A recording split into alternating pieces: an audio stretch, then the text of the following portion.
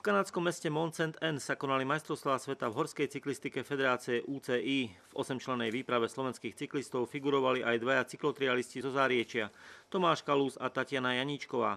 Pre oboch to bola súťažná premiéra na americkom kontinente. Kanada ako krajina na nich urobila veľmi dobrý dojem. Jedna z malých krajín, ktorých som bola, sa mi tak zapáčila, že by som tam aj ostala. A nechceli sme ísť ani domov, najradšej by sme tam ešte si predĺžili prázdniny. 17-ročný Tomáš Kalús sa v Kanade predstavil v kategórii junior, kde súťažil v konkurencii 13 jazdcov. Súťaž sa išla systémom UCI. Na predposlednej sekcii som padnul, tak som prišiel v finále. Všetko nasvedčovalo tomu, že Tomáš bude v 8-člennom finále. Po páde a natiahnutej achilovke však skončil 10. Podstatne viac sa darilo o rok mladšej Tatiane Janíčkovej, pre ktorú to bola premiéra v ženskej kategórii na svetovom šampionáte. Keďže to bolo v Kanade, tak tam prišla len tá najväčšia konkurencia, takže do poslednej chvíle som nevedela, koľka bude. Mohla som byť kľudne aj tretia, ale aj šiesta.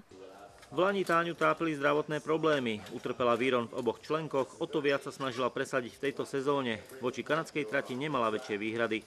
Jazdilo sa 8 sekcií na 2 kolá. Väčšinou to boli kamene. Bolo to v prírode, ale kamene tam boli umelo navozené. 16-ročná členka cyklotrialového klubu Záriečie nakoniec v samotných pretekoch splnila predšampionátovú prognózu predsedníčky Slovenskej cyklotrialovej únie Anny Šidlíkovej a tešila sa z cenného bronzu. Janíčková dostala v súťaži 34 trestných bodov. Majsterkou sveta sa stala Španielka Gemma Abantová, ktorá na jednotlivých sekciách nazbierala 15 trestných bodov pred Švajčiarkou Karim Múrovou. Jazdil sa mi celkom dobre, sice aj tam som veľa chyb spravila, mohlo to byť oveľa lepšie, ale tak našťastie to vydalo aj na to 3. miesto, takže musím byť spokojná.